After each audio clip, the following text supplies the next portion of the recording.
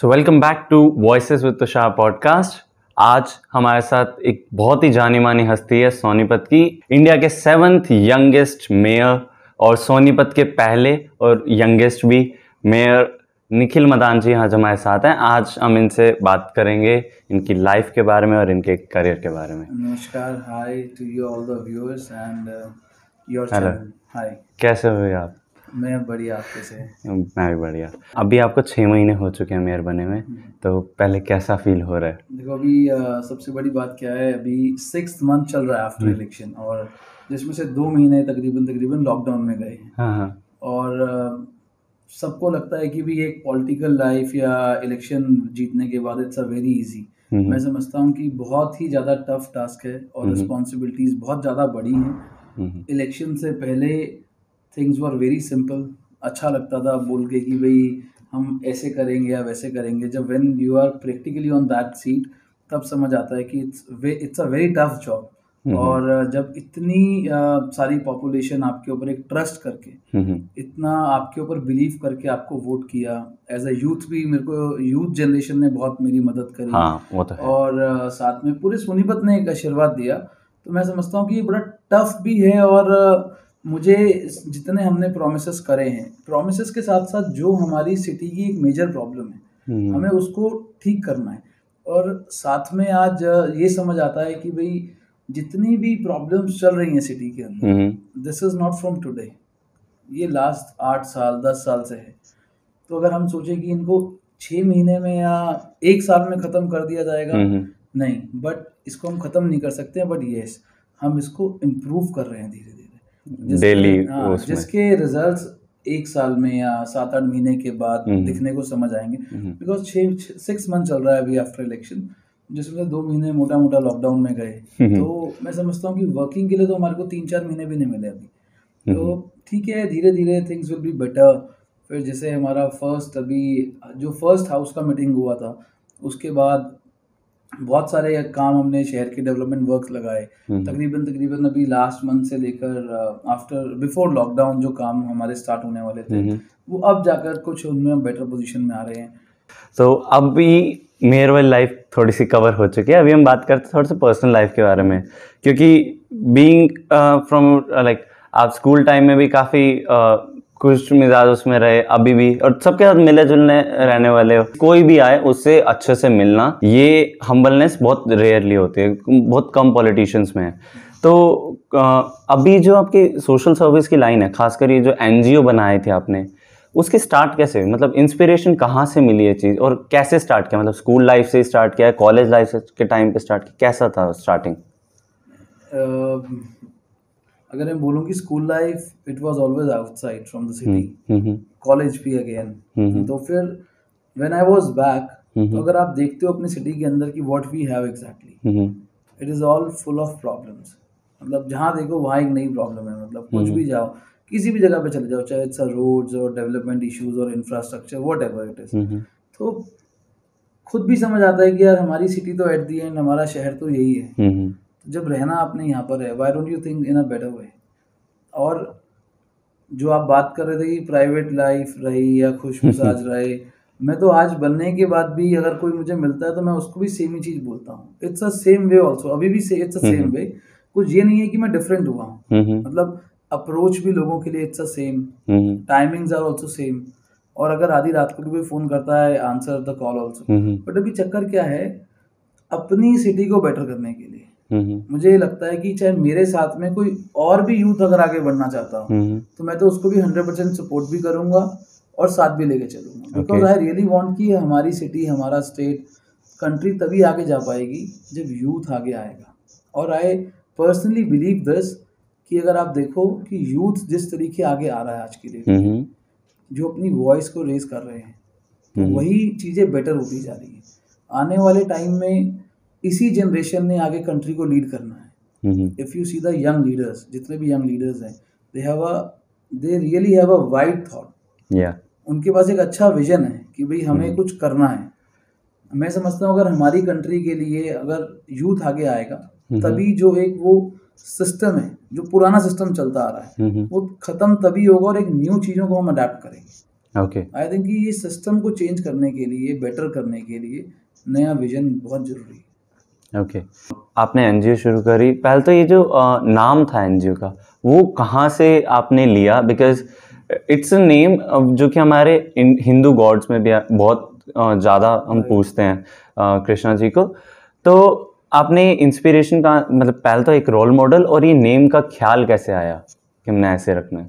सी Hindu mythology में भी Krishna is a Lord, या और उससे बड़ी बात मैं बोलूँ तो अगर मेरी जो ग्रैंड मदर, मेरी दादी थी, उनका नाम कृष्णा था। ओके तो उनके नाम से हमने चैरिटेबल ट्रस्ट स्टार्ट किया था। ओके तो मेरे जो ग्रैंड पेरेंट्स थे उनकी भी एक शुरू से आदत रही थी कि वो भी बहुत ज़्यादा हेल्पिंग थे। ओके जितने भी लोग यहाँ पर मेरे मतलब ग्रैंड मदर से मिले, दादी जी से मिले हैं, तो सब भी उस चीज़ को बोलते हैं कि यार उन्होंने बहुत मेहनत भी करी और बहुत हेल्प भी किया। तो वो उनके नाम से हमने एक ये सोसाइटी एनजीओ स्टार्ट किया था, और आज भी इसी में काम भी कर रहे हैं। जरूरी नहीं है कि भी मतलब हम उसको मैं पॉलिटिकल हो गया हूँ तो कि मैं पॉलिटिक्स में ही रहूँगा, नहीं, हम सोशल वर्क उससे कर रहे हैं, आज भी कर रहे हैं। And I think, I believe कि इसको हम हमेशा कंटिन्यू भी करेंगे। तो इस इंस्पिरेशन कहाँ से मिली कि आपको सोशल सर्विस करनी है? क्योंकि मोस्टली लोग क्या करते हैं कि वो जो एग्जिस्टिंग एनजीओज है ना उनको दे देते हैं, बट खुद की एनजीओ स्टार्ट करना इट्स अ टफ टास्क, और एक कॉल लेनी बहुत ज़्यादा विल पावर चाहिए होती है उसके लिए। बिकॉज स्टार्ट कर देंगे फिर नहीं चला पाओगे तो वो भी खुद को ही एक पिंच होएगा। तो वो एक इंस्पिरेशन आना वो कहाँ से आई ऐसे? See, I got inspiration from my family also. मतलब when I was very young, in a young age, मतलब when I was very like in a kid age, तो उस टाइम पे भी मैं देखता था भाई फैमिली कहीं ना कहीं इन्वॉल्व रहती थी किसी ना किसी सोशल वर्क में या किसी भी तरीके से किसी की हेल्प करने में। वो तो मैं देखता ही आ रहा था, बट साथ में जिस तरीके आप प्रॉब्लम देखते हो लोगों की, if you go outside anywhere on a road, street side something, तो आप देखो कि मतलब हर जगह कुछ ना कुछ प्रॉब्लम है। मतलब कोई ना कोई आपको कुछ ना कुछ जाके गाइड करने के लिए आएगा, बताने के लिए आएगा। अधिकतर लोग अपनी प्रॉब्लम्स के लिए भी आते हैं। तो उन चीज़ों को देखते देखते देखते एक वो इंटरेस्ट डेवलप हो गया कि भाई यार इतनी जब प्रॉब्लम्स हैं, मतलब इतना कुछ खराब है सिस्टम में भी, या फिर मतलब जो बेसिक चीज़ें लोगों के लिए हैं वो उनको नहीं मिल पा रही हैं। तो उन सबको देखते देखते मैंने ये ट्रैक पकड़ा, तो फिर थोड़ा सा इंटरेस्ट और क्रिएट हुआ, और मतलब करते करते करते I was like 100% into this now कि भाई पूरा 100% टाइम देना पब्लिक के लिए। मैं मेरे इलेक्शन से भी पहले अगर आप देखो तो मतलब मैं पूरा टाइम कुछ ना कुछ किसी ना किसी चीज़ के लिए इन्वॉल्व रहता था। या अगर खासकर बात करें लास्ट ईयर अप्रैल में जब कोविड शुरू हुआ था, तब सभी घर में बैठे थे, आप अपनी टीम के साथ बाहर कुछ ना कुछ डिस्ट्रीब्यूट कर रहे हैं, उनकी हेल्प करना, जबकि आपकी खुद की फैमिली में भी ट्विंस हैं आपके जो children. At that time covid was on the peak last year, and when it was the first wave, तो उस टाइम भी क्या था, we are getting so many calls, क्योंकि उससे पहले भी हमारी फूड वैन चल रही थी।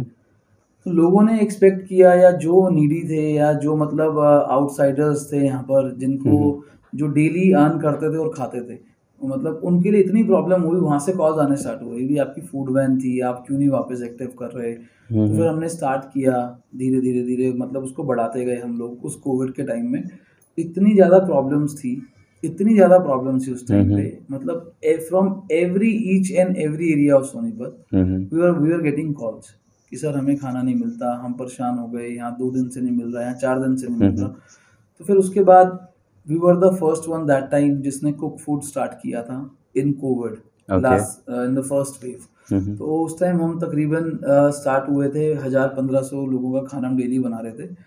एट द लास्ट हम 4000 से 5000 लोगों तक पहुंच गए थे।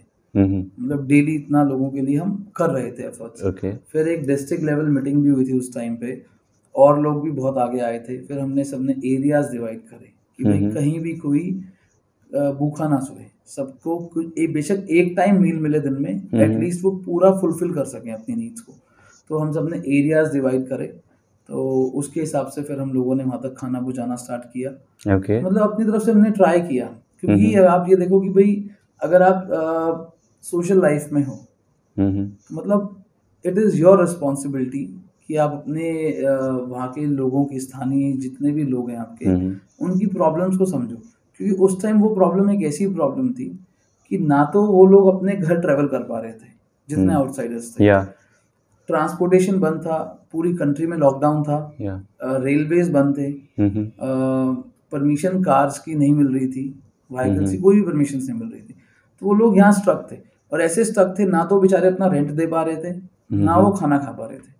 तो उस टाइम ये हर एक हमारे सिस्टम की या जितने भी लोग हैं जो कर सकते हैं, उनका एक ड्यूटी बनता है कि आप उन लोगों की हेल्प करो, चाहे कोई किसी अपने नेबर की करे, चाहे कोई अपने सामने कोई रहता हो जिसको पता हो कि यार यहाँ पर ये लोग रहते हैं, डेली अर्न करके खाते हैं। एंड मतलब मैं तो सबको कहना भी चाहूँगा, कोई एक आदमी की हेल्प कर सकता हो चाहे कोई 100 आदमी कर सकता हो, वो करनी भी चाहिए। तो एक ह्यूमैनिटी है ये। तो I think this is very important. Okay ऐसे ही सेकेंड वेव में भी आपने भी स्टार्ट किया था, तब तो वैक्सीनेशन कैंप्स ही शुरू करे थे। राइट। आपकी वाली बात है कि ह्यूमैनिटी हर किसी को दिखानी चाहिए, उस पर वर्क करना चाहिए। सो आज आपसे भी इंस्पिरेशन लेके, दीपेंद्र हुड्डा जी से भी इंस्पिरेशन लेके, और काफ़ी सारे यंग लीडर्स और भी हैं, उनसे इंस्पिरेशन लेके आज की डेट में काफ़ी सारे यंग लीडर्स उभर रहे हैं, वो सोशल सर्विस में आ रहे हैं, वो पॉलिटिक्स में भी आना चाह रहे हैं उसकी सफाई करने के लिए थोड़ी, बिकॉज काफ़ी करप्शन भी है और काम करने से बचते हैं। तो उनके लिए मैसेज क्या है आपका जो आना चाह रहे हैं इसमें? जितने भी यूथ मुझे सुन रहे हैं, आज देख रहे हैं, हमारे इस आपके शो को देख रहे हैं, मैं सबको कहना चाहूँगा कि भाई पॉलिटिक्स में अगर आपने आना है, सोशल वर्क के लिए आपने आगे आना है, जस्ट मेक श्योर कि भी आप इसको ये अंडरस्टैंड करके आओ कि आपने अपने सिटी को, अपने नेशन को सर्व करना है। It's a very big responsibility and it's a very tough task. Before you are nominated या elected, before you elected things are very simple, जो मैं भी समझता हूँ। बट आफ्टर, जैसे आप मतलब पब्लिक के एक प्रतिनिधि बन जाते हो, चुने जाते हो, तो चीज़ों की रिस्पॉन्सिबिलिटीज बहुत बढ़ जाती हैं। जो दिखता है कि इजी है, वो उतना इजी नहीं होता है। और मैं आप सबसे ये भी रिक्वेस्ट करूँगा कि जितने भी यूथ हैं, हम सबका विजन है कि हमें अपनी कंट्री को एक अच्छे रैंक पे लेके जाना है, एक अच्छे स्टैंड में लेके करना है, नया इंडिया बनाना है हमने। तो बिल्कुल आप लोग आगे भी आओ और ये सोच के आओ कि भाई सिर्फ हमने अपनी कंट्री को, अपनी सिटी को एक बहुत अच्छी जगह से मतलब बेटर करना है। तो ये सबको मैं ये बात जरूर बोलूँगा, और जो ये पुराना सिस्टम है इसको ख़त्म करके एक बेटर इंडिया बनाना है, एक बेटर अपना विजन रखो, नई सोच के साथ में बहुत जरूरी है। बिकॉज जो हमारा इलेक्शन में भी मैनिफेस्टो हमने बनाया था, जो मैं भी पॉइंट्स बोलता था अपने शहर के लिए, ऐसा कुछ नहीं है कि भी कुछ इम्पॉसिबल है। थिंग्स आर सिंपल, बट जो सिंपल दिखता है उसको सिंपल बनाने के लिए वो पूरा सिस्टम बदलना पड़ेगा, तभी ही हम बेटर कर पाएंगे। ओके, सो वो चीज़ काफ़ी हार्ड हो रही है जिसमें टाइम लगेगा, धीरे धीरे। टाइम इसलिए भी लग रहा है उसके अंदर, जो पिछले 8-10 सालों से या 12 सालों से चीज़ें खराब थी, मतलब सिस्टम ही इतना पुअर चल रहा था, चाहे इट्स ड्रेनेज सिस्टम या वाटर सिस्टम या रोड्स हैं मतलब। और मैं देखता हूँ कि भाई एज अ यूथ आप भी देखते हो, नोटिस करते हो इस बात को, अभी तक हमारी कंट्री या हमारे यहाँ पर जो इलेक्शंस है ये सिर्फ डेवलपमेंट के नाम पे चल रहे हैं, मतलब बेसिक नीड्स के नाम पे चल रहे हैं। मतलब अभी तक भी हम लोग अपने इंफ्रा की, एजुकेशन की, पॉलिटिकल लेवल पे बात नहीं करते हैं। तो मतलब मेरे को ऐसा लगता है कि जो बेसिक नीड्स हैं तो हर एक को मिलनी चाहिए। मतलब जो लोग हमारे कंट्री में रह रहे हैं, टैक्स पे करते हैं या अपने डेवलपमेंट चार्जेस पे करते हैं, उसके बाद भी उन लोगों को प्रॉब्लम है। तो ये धीरे धीरे इम्प्रूव होगा, और जब तक एक यूथ या नई जनरेशन इसके अंदर नहीं आती जिसका विजन ही काम करना है, तब तक ये नहीं हो पाएगा। मैं समझता हूँ चाहे कोई भी पॉलिटिशियन है, वो ये जरूर मेक श्योर करे कि एटलीस्ट जो ये बेसिक नीड्स है अपनी सिटी में, अपने क्षेत्र में जरूर प्रोवाइड करें। So last question of this podcast and this is कि आप अपनी लाइफ में काफ़ी कुछ देख चुके हो, अब तक लाइफ चेंज भी हुई है, बिजनेस सक्सेसफुल बिजनेसमैन भी रहे हो, अब पॉलिटिक्स में आ गए हो, लोगों से मिलते हो रोज़, क्योंकि सुबह से ही आ जाते हैं अब तो मिलने के लिए लोग। एक रूटीन सेटअप होता है कि हमें अगर अपने आप को इम्प्रूव करना है, हमें आगे बढ़ते रहना, अपग्रेड करते रहना है, तो एक पर्टिकुलर रूटीन हो कि मेरे को इस हिसाब से चलना है। एक पर्टिकुलर माइंड में भी विजन होता है कि मेरा जो अब लाइफ में आगे बढ़ना है तो इस हिसाब से चलना है। तो वो एक मैसेज जो है ना सभी के लिए, जो खासकर यूथ है जो आपको एडमायर कर रहा है इस टाइम पे, उनके लिए क्या मैसेज है कि तुम लाइफ में आगे कैसे बढ़ो irrespective of their domains? I believe हर दिन एक नया दिन होता है। जिसमें आपको सीखने के लिए बहुत कुछ मिलता है। जैसे कि रोज कुछ ना कुछ जितनी पब्लिक के साथ में मिलता हूँ या जो भी कोई मेरे पास किसी भी चीज के लिए आता है, क्या पता मैं मतलब जितने भी लोगों को मिलूं मैं उनसे भी कुछ सीखता हूँ। और एक जो आप बात कर रहे थे सक्सेसफुल की, मैं समझता हूँ कि लर्निंग एक ऐसी चीज है जो कभी भी खत्म नहीं होती। तो मैं इस चीज से भी बड़ा प्रैक्टिकल होकर चलता हूँ कि कोई भी आदमी कुछ मुझे नया सिखा के जा रहा है या किसी से मैं कुछ सीख रहा हूँ, तो वो एक मेरे लिए एक बहुत अच्छी चीज है। मैं सबसे यही कहना चाहता हूँ कि चाहे वो पॉलिटिक्स हो चाहे वो बिजनेस हो, एक तो कभी भी कोई भी किसी चीज में परफेक्ट नहीं हो सकता। We are always on a learning stage, you know, और हमेशा हमें सीखना भी चाहिए। और एक एक्सपीरियंस बहुत बड़ी चीज है। तो ये कोई मेरे लिए एक सक्सेस नहीं है बल्कि एक रिस्पॉन्सिबिलिटी है कि मैं इलेक्ट होकर यहाँ तक पहुंचा हूँ। तो मैं इसको सक्सेस तब समझूंगा जब मैं अपनी सिटी के लिए वैसा काम कर पाऊंगा, जब मतलब 5 साल पूरे होंगे या जो मेरा टाइम है जिसके अंदर दिखेगी भी सिटी के अंदर एक ग्रोथ हुई है, उस चीज को एक मेरा सक्सेस मैं समझता हूँ। और साथ साथ मैं सबको ये भी कहना चाहूंगा कि जितने भी आपके व्यूअर्स आज मुझे सुन रहे हैं यहाँ पे, कि हमेशा आप जब भी कुछ भी डिसीजंस लो, मेक श्योर वो आपके लिए हमेशा पॉजिटिव होने चाहिए और आप बड़े कॉन्फिडेंट हो उसके अंदर कि आपने ये करना है। अगर आप आज ये सोचो कि 2 दिन आपने एक बिजनेस करना है, उसके बाद वो बंद करके आपने जॉब में जाना है या पॉलिटिक्स में आना है, तो this is wrong. I think कि you should always be clear कि what you have to do. Don't overthink कि भाई ये हो जाएगा या ऐसे हो जाएगा। जब तक आप किसी चीज के लिए ट्राई नहीं करोगे वो तब तक वो चीज कंप्लीट नहीं होगी। क्योंकि आजकल यूथ सोच बहुत रहा है पर एग्जीक्यूशन नहीं कर रहा, जो कि बहुत बड़ी कमी है, जो कि आगे बिगाड़ रहा है। फैक्टर जो आज हमारी कंट्री में एक इतना बड़ा स्मॉल बिजनेसमैन के लिए हो चुका है, मतलब पीछे भी बहुत सारे स्मॉल एंटरप्रेन्योर इफेक्ट हुए। तो मैं समझता हूँ कि एक यूथ के अंदर एक सबसे बड़ी आज जो बात है वो लैक ऑफ कॉन्फिडेंस हो चुका है, बिकॉज ऑफ द गवर्नमेंट की जो पॉलिसीज थी इसके फेलियर की वजह से, या जो आज अनएम्प्लॉयमेंट बढ़ता जा रहा है उसकी वजह से। तो मैं यही कहना चाहूँगा सबको कि भाई प्लीज़ जो भी आप अपना डिसीजन लो वो आप जरूर पूरा प्लान करके सोच के कि आपने किस चीज़ पे फोकस करना और किस चीज़ में आपका इंटरेस्ट है, ना कि किसी और के कहने पे। प्लीज़ ये बड़ा एक इम्पॉर्टेंट पार्ट। कॉन्फिडेंस का आपने पार्ट उठाया, तो आप कॉन्फिडेंस को अपने उसमें मेंटेन कैसे रखते हो कि आप कॉन्फिडेंट रहो पर्टिकुलर डिसीजन लेने के लिए, वो एक विल पावर आ जाए? सी समटाइम्स ऐसी सिचुएशन मेरे ऊपर भी आती है कि यार अगर ये कर दूंगा तो ये चीज़ इफेक्ट हो जाएगी, अगर नहीं किया तो कुछ और इफेक्ट हो जाएगा। But back of the mind आपको ये पता होता है, आपकी जो इंस्टिंक्ट है वो आपको जरूर बताती हैं कि भी आप क्या सही कर रहे हो या गलत कर रहे हो। जो भी चीज़ सही हो आप अगर उसको करोगे तो आप हमेशा कॉन्फिडेंट रहोगे। गलत चीज़ को करने से हमेशा मतलब एक कंफ्यूज रहोगे। तो बेटर है कि आप हमेशा ट्रूथ वे में चलो, सच्चे रास्ते पे चलो, तभी बेटर है, तभी आपके अंदर वो कॉन्फिडेंस मेंटेन रहेगा। Okay, thank you so much Nikhil ji, आज आपने इतना टाइम दिया और हमारे व्यूअर्स के लिए एक अच्छी लर्निंग हुई। वो समझ पाएंगे अच्छे से कि हाँ मेयर की लाइफ हमें दिख रही है कि आसान है, वो रोज ऑफिस में जाते हैं, काम लेते हैं, हो गया, बट नहीं है वैसी। और आपकी पर्सनल लाइफ से भी काफ़ी कुछ सीखने को मिला है। सो होप करेंगे कि उनको जो है ना वो वैल्यू मिल जाए कि वो खुद को इम्प्रूव कर पाए। बिकॉज इस पॉडकास्ट का मेन मोटिव यही है कि जो भी इधर आके को अपनी लाइफ के बारे में बताएगा वो इंस्पायर करे कि कुछ करना है और इम्प्रूव करना है, यही चीज़ है। थैंक यू सो मच कि आपने आज इतना टाइम दिया, एंड होप कि जिन्होंने भी यहाँ तक सुना, मतलब पूरा सुना है और पूरा देखा है इस वीडियो को, उनको कुछ वैल्यू मिलेगी।